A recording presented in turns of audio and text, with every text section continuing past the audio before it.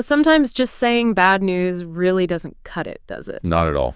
When you need something that really captures profound sorrow, that deep devastation, there's this one idiom. It carries a lot of historical weight. Yeah. And that's what we're diving into today. Exactly. We're exploring jobs news.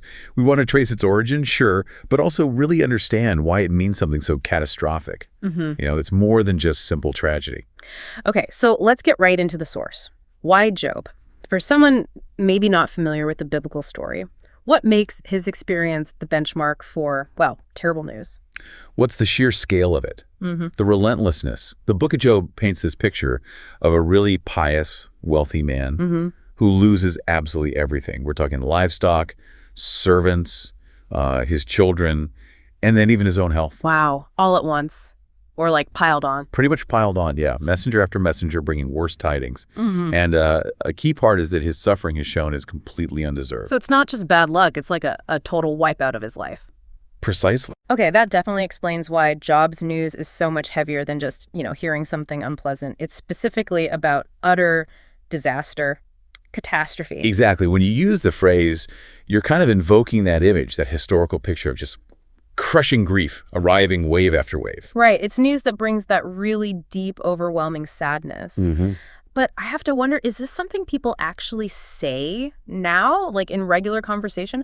Or is it more of a literary thing? That's a great question. And, well, you probably won't hear it much chatting over coffee, no. Okay. But that's kind of why it keeps its power, especially in more formal or literary contexts. Tatsastra, as I might say. Okay. It gets reserved for situations where you need to convey the impact, the sheer devastating weight of the news. It signals a grief that maybe even the word tragedy doesn't fully capture. Duka yang mendalam, profound grief, and the dasyatnya dampak, the devastating impact. That makes sense. That distinction is important.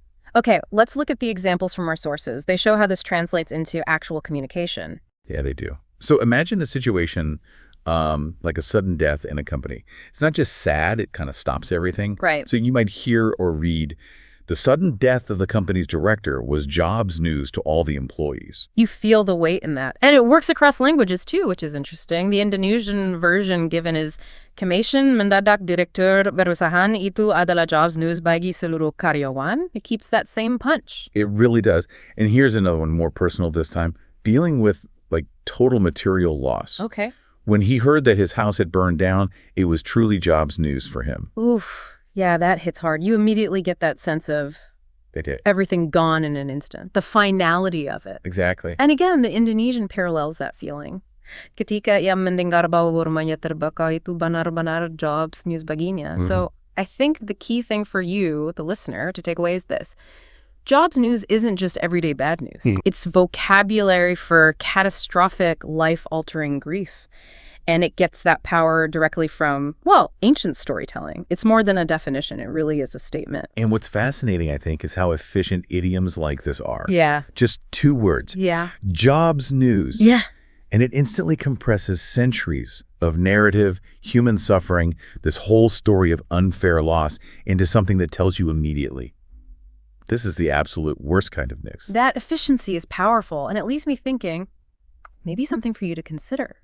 What other figures from history or mythology do we still lean on today to express really intense emotions or degrees of suffering? That's a great question to ponder. Definitely something to think about. Thank you for joining us for this deep dive. Thank you for watching this video. Hopefully useful. Don't forget to like and subscribe.